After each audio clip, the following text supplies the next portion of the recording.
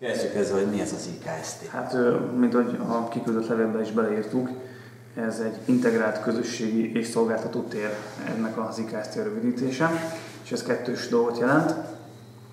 Azt jelenti, hogy egyrészt egyszer közösségi, tehát közösségi programokat fogunk itt rendezni.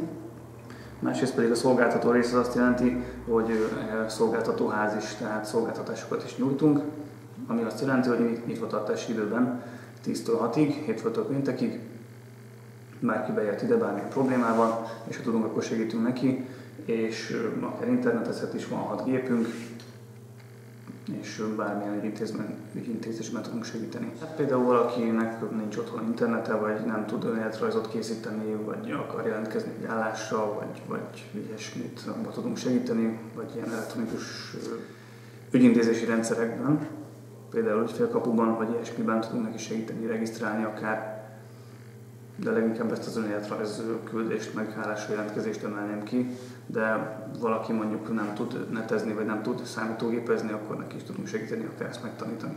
Vagy szkennelni szeretne. Vagy filmásolni. A szolgáltatáson kívül ugye említetted, hogy programokkal is várjátok a lakosságot, hogy milyen programok ezek, amivel készültek? Hát, az eddigi programok ugyanúgy lesznek, ahogy eddig, csak van egy jobb eszközpalettánk, amit ehhez igénybe tudunk venni, tehát sokkal jobb technikai feltételek biztosítottak az eddigi programokhoz. Egyrészt, másrészt pedig mi is szervezünk programokat, és ezeket le is írtuk, hogy milyenekre gondoltunk. Filmvetítés, aztán mindenféle kulturális programok, tehát kiállítások, amik eddig is voltak.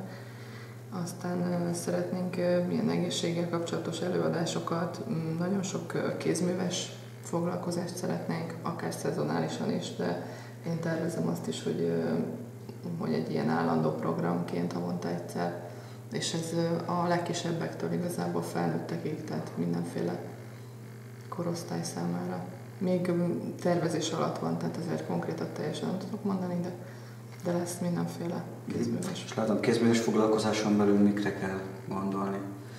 Hát itt elég tág lesz ez a paletta, szerintem az anyagozástól kezdve a gyöngyözésig, akár egy kosárfonást, vagy bármi egyebet én szeretnék ide behozni, ha nem is mindent én tartok, de azért a megfelelő emberrel.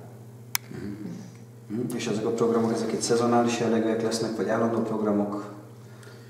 Van egy kötelező része ennek az egésznek, a pályázatnak a feltétele volt, hogy kötelezően vállalunk programokat, és ezek minden hónapban lesznek, valami negyed évente, fél évente, tehát lesz egyszer egy ilyen, ami mindig lesz rendszeresen, de rendezünk ilyen nem rendszeres programokat is majd előreláthatóan.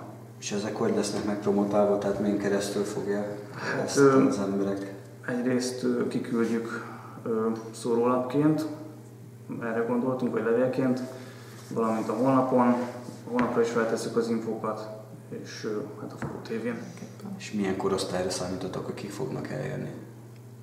Hát attól függ, milyen programot csinálunk, tehát szeretnénk csinálni piciknek is, és mondjuk akár ilyen szappankészítést, azt viszont már felnőtteknek. Tehát lesz elég nagy a szórás, mondjuk ilyen 4-5 évestől.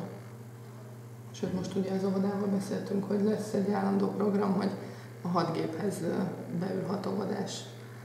Hetente egyszer jönnek, és van egy fejlesztő programjuk, amit igazából ők adtak, föltelepítjük a gépre, jönnek a picik, és ott játszanak rajta.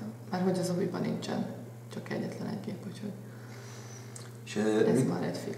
És ez tulajdonképpen most már ez a szolgáltatóház, ez most már tulajdonképpen várja. Pontosan. Bármikor lehet jönni, vagy már? Nem, lehet, igen. 10-től 6-ig itt vagyunk minden. Mi szeretettel várunk mindenkit. Jó, hát köszönöm szépen a tájékoztatást, igazából ennyi lett az egész. És még annyit szeretnék elmondani, hogyha bárkinek bármi nem csak problémája, de ötlete esetleg, hogy milyen programot szeretne, vagy milyen előadást hallgatna meg szívesen, akkor azt várjuk szeretettel.